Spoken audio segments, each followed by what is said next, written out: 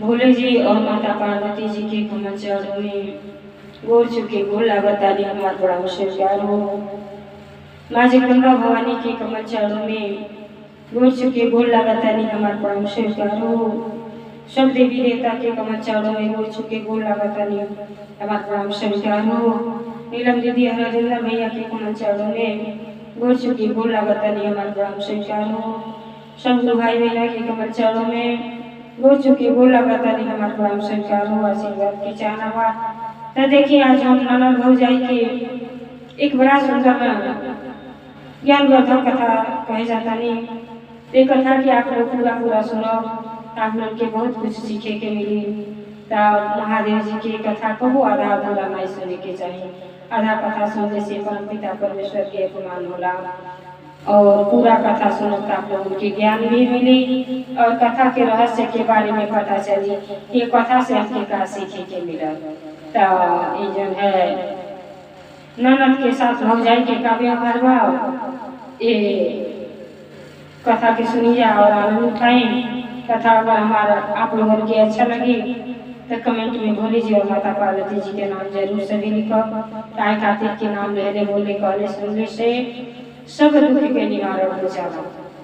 तो देखिए एक देवरान एक ननद भौजाई बाटे जब तुम्हारी जब माई बाप गुजर जाना तो बेटी बहन के का दशा रहेला। लेकिन जब है उजर कर बेटी के माई रहेली गुरु बहना महादेव जी के भक्त रहेली। तो माई के साथ साथ बेटी भी जाती तो गुरु के महादेव जी के अपन गुरु बना लेली और जहाँ चर्चा भजन होला वहाँ ननद जाली। तो जाली तो बेचारी सोचेली कि सब करा घर में तो कितना सुंदर सुंदर बालक के किलकारी गुजरता। हमारा भाई के कितना दिन भी आ गई हो गई और घर में कोई संतान नहीं क्यों। तो बेचारी चर्चा भजन में जाली तो कहल जाला कि भैया गाँव भतीजवा नाम। तो बेचारी जहाँ भी जाती चर्चा भजन में जहाँ भी होला महादेव जी की चर्चा तो मन में यह अभिलाषा रहेला कि महादेव जी पहला प्रसाद अपने भौजाई के दे। अब भौजाई हमारा प्रसाद खइया महादेव जी के कृपा हुई। तो ये सोच के बेचारी कथा में चर्चा में सुनले रहे कि सावन महीना में जे मन से दिल से महादेव जी के याद करला और प्रसाद खाला पर और मनोकामना पूर्ण होला। अब बेचारी जहाँ जाली तो अपन पर प्रसाद ले आवेली तो सबसे पहले अपने भौजाई के देली। तो भौजाई के जब प्रसाद देली भौजाई जब भक्ति भाव कुछ न करत रहेली उनका दिल में अभिमान रहेला। कहली कि देखो ना जाने कौने कौने जात के घरे जातड़ी अब प्रसादी ले आवतड़ी तो हमन के जो है धर्म को देती है। अब प्रसादी का करे ले जाके एगो प्लास्टिक के डलिया रहेला उहे में फेंक देगी। पर प्रसादी के अनादर को देगी। आनंद जाने ली कि हम ले में था भौजी घर हमेशा खाना। ऐसे करते करते वो जहाँ भी चर्चा भजन होता सावन महीना में जनता वाली की एक बहुत दिन खाली ना हुआ सब अपने घर में चर्चा कर रहा। तो बेचारी और जब जाली तो प्रसाद ले आली। जब अंतिम सोमवार रह जाला तो कहली कि आइए भौजी सब गुरु बहना के घर में चर्चा हो गई। अब कुछ पैसा मिल जाता अपन घर में चर्चा करा लेती। नंदा भौजाई रहेली भाई तो घरे रहना। अब भौजाई से कहली कि आ कुछ पैसा दे दे तू भौजी तो अपन घर में चर्चा हो जाता। सुनिली महादेव जी सावन महीना में भक्त परिवार निगाह करेला जे मन और श्रद्धा से चर्चा भजन करावेला ओकर हर मनोकामना पूर्ण होला। तब भौजाई मन में तो इच्छा बटले बाकी ये तो चालू हो जाती बाड़ी अब अपने घर में हल्ला करी। तो कहले कि भौजी अरे जौने होके तौने दे दो वही में थोड़ो में होला पूजा पाठ अपने घर में चर्चा करा दे परसती भर के पैसा दे दो।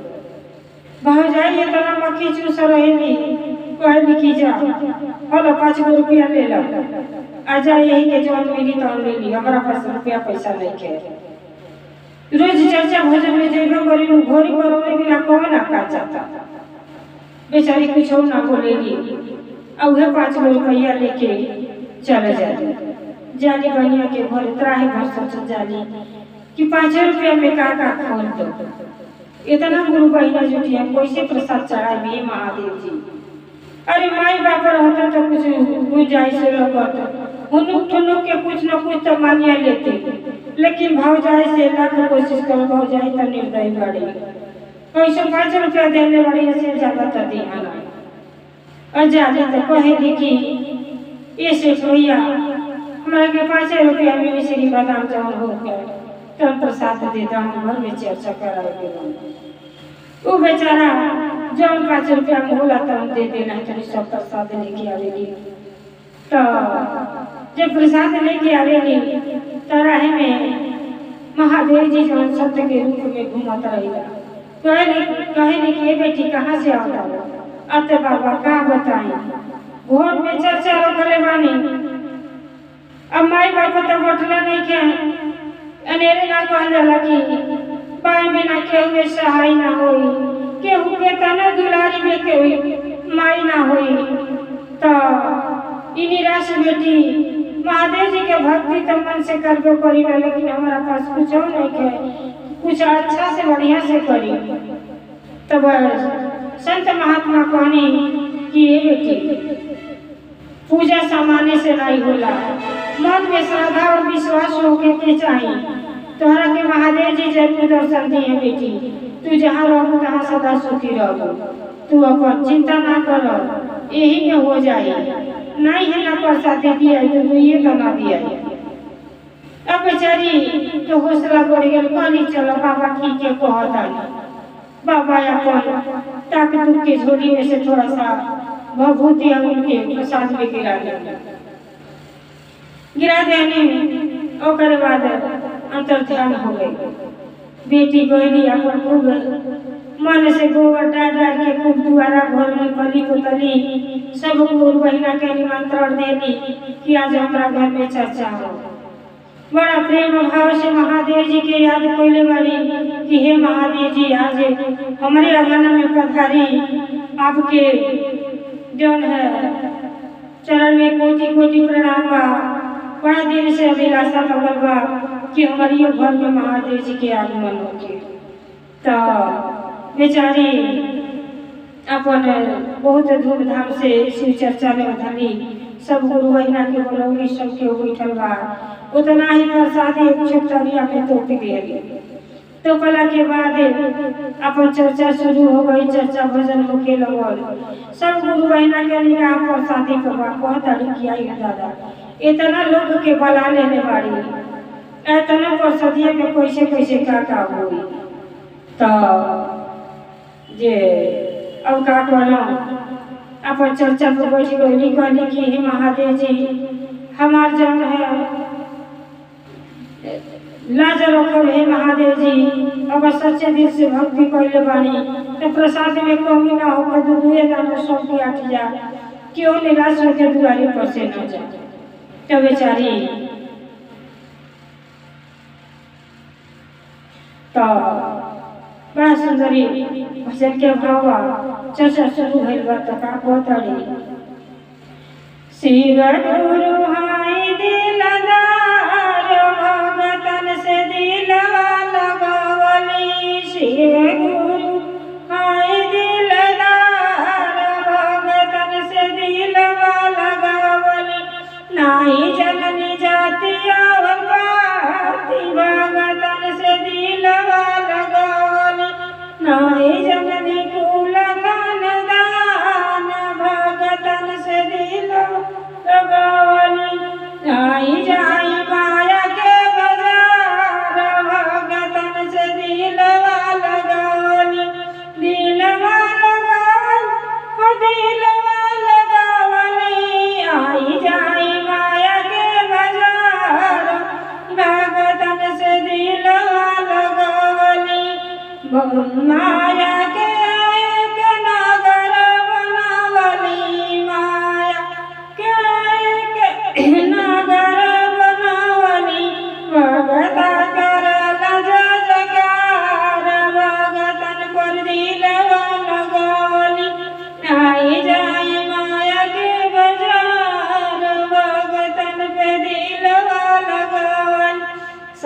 शिष्य कर रोजगार भगतन पे दिल लगवली।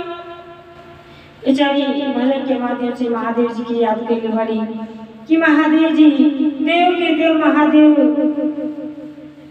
के गुणगान करते थक जाए के हो खत्म ना हुई। महादेव जी ऐसा हुई कि सब तरह पर ध्यान देला, सब भक्तन से प्रेम करेला। हे महादेव जी, आज हमारी आंगन में चर्चा होके जाता और आई और आशीर्वाद दे हे महादेव जी कि हमारी आंगन में किलकारी पूजे। अब बेचारी जब चर्चा खत्म हो गई, दया मांगे के जुनी आई तो दया मांगा तड़ी की हे गुरु जी सबके भाई भतीजा सब कुछ दे दी हमारे घर में, ऐसा आशीर्वाद दी कि घर में बालक किलकारी हो जाए। तब बेचारी जैसे हाथ मनाए वैसे महादेव जी उनके दर्शन देने और कहने की कहा बेटी अरे तुम्हारे भौजाई जाने भौजाई करते लेता ना परेशान बाड़ू हैरान बाड़ू वो भौजाई थे हमारे प्रसाद के अनादर कोयले बाड़ी उनका ना कबो फल ना मिले। तो कहताड़ी कि हे बाबा काहे ऐसा गलती भइल बा, हम आपसे क्षमा मांगत। महादेव जी कहनी कि जितना चर्चा के प्रसादी ले आइल सब तोहार भौजाई कहू ना खइले बाड़ी, एक कोने में फेंकले बाड़ी। आजा औहे प्रसादी लेके में धीरे से मेरा दो काहे से प्रसादी करके ले आइल बाड़ू। अब उन बहना लोग वैसे चल जाइए तो बड़ा नादर हुई। अब उनके महादेव जी दर्शन देने और ज्ञान देने की सारा प्रसादी तोहार भौजाई अनादर घर में देने वाली। और सब जहाँ उठा लिया हुआ उन्हें प्रसाद सब में बांटी दो। प्रसाद जहाँ जहाँ तक जाई तहाँ तक तब सब पर जीवन धन्य हो जाए। बेटी थली और गुरु बहना लोग ताके लोगों ने किया है दादा 3 घंटा बैठल जला उठ के कहीं जाए ना जला कहाँ जाता आता आवता नहीं तनी थोड़ा सा कुछ सामान भूला गई और सदिया थोड़े धोने घर ही भूला गई तो प्रसादी प्रसाद लेके फिर तो पली। और उसके बाद सब गुरु बहना के तो पलाई हाथ में से प्रसाद निकाल के सब गुरु बहना के बांटत है। जब वो बांटत है तब तो सब गुरु बहना दंग रह गई कहली आइए दादा प्रसादिया तो तन के दे लेली कहाँ से इतना हीरा मोती सच्ची सब प्रसाद के साथ साथ हमारे सोना चांदी भी हो गई। सब गुरु बहना जब लेके अपने घर गई तो बड़ा खुश गई कि देखो ना माई बाप बटन नहीं कर प्रसादी तो रुपया पैसा के साथ प्रसादी बांटत है। तब वह प्रसाद अपने भौजाई के जब अचरा में देले बाड़ी तो सब गुरु बहना कहली कि का हो अरे तू होता बड़ा महान बाड़ू वैसा चर्चा तो हमन के को ना करोगी कि इतना असफी के साथ प्रसादी बटाता। तो भौजाई बोली प्रसादी तक मन में अब भइल कि हम 5 रुपया दे रही तो कैसे प्रसादी इतना हो जाए। तो कहली कि अरे प्रसाद देखो ना ये प्रसाद में कितना सोना चांदी के सिक्का बा और प्रसाद के साथ साथ सब असफी मिलता। तभी का कहली भौजाई वही अचरा प्रसाद ले अचरा प्रसाद ले कि हमरा के सवेरे प्रसादी दे कहीं से हमके सोना चांदी सबके मिल जाए। जैसे अचरा प्रसाद ली जब दिल मन साफ ना रहेला तो काम सफल नहीं होला। अब है आँख मन के ननद प्रसादी उनके हुई मट्टा अचरा में जब डरले बड़ी तो वो सब सांप गुजर घूमे लगल। कहली कि हवा के अचरा झरली कहली कि ऐसा कैसे हो गई आ हमरा के कहीं हमरा के प्रसादी सांप गुजर हो गई। तब जाके उनके ज्ञान आई कि अपने ननद से कहताड़ी कि हम तो बड़ा भारी गलती कैली। कहली कि का गलती कैलू कहीं चर्चा भोजन में जाता नहीं प्रसादी ले आवत नहीं कहता नहीं कि भौजी हमार कहीं तो हमारा घर में बालक के आगमन हुई भगवान के कृपा वर्षी। कहली कि प्रसादी तो हमें कहूँ ना कहली सब एक कोने में फेंकत गई। तो कहली कि सब यही प्रसाद के अनादर कैले के जो सजा है महादेव जी के प्रसादी कबो अनादर ना कल जाला। अब का कही उनके वही ज्ञान हो गई और ननद के हाथ जोड़ के माफी मांगली कि हमरा से बहुत भारी गलती भई कि मनुष्य के जीवन पाके हम कुछ कबू अच्छा ना कैली। यहाँ तक कि प्रसाद ले आवे करते 5 रुपया देने का जो सही कैली। आज सब कुछ आदमी यही छोड़ के चल जाइए, कहूँ साथे ना जाइए।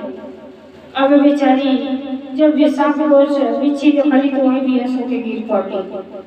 तब ननद कहली कि हे महादेव जी, आप तो सुनीला सबका कष्ट के निवारण करीला। आइए अज्ञानी हो जाए कि हमने ज्ञान दी कि अब से अच्छा कर्म करें, अच्छा रास्ता अपना ऐसा गलती कार्य में करें, प्रसाद के कबू अनादर ना करे के चाहिए। आही महादेव जी अगर सच्चे दिल से भक्ति कोई बानी तो हमारे भौजाई के माफ कर दी, उनके ज्ञान दी।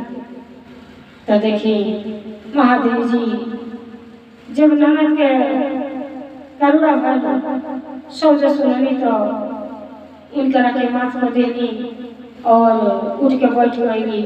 और बैठला के बाद ननद के चरण में गिर गई, कहली कि ननद हमसे बड़ा भारी गलती हुई, ऐसा गलती को कहूँ ना हुई। और वही जब एहू से सुंदर से चर्चा हुई और हम विधि विधान से महादेव जी की याद करो, अपने पति के प्रायश्चित करो। फिर अगले दिन का गई वही ननद से ननद भौजाई मिल के गई आया अपन पर प्रसाद ले अली। फिर विधि विधान से चर्चा करौली, महादेव जी के अनुपम गई। महादेव जी ज्ञान उनके देली, सच्चा रास्ता अपना लेली।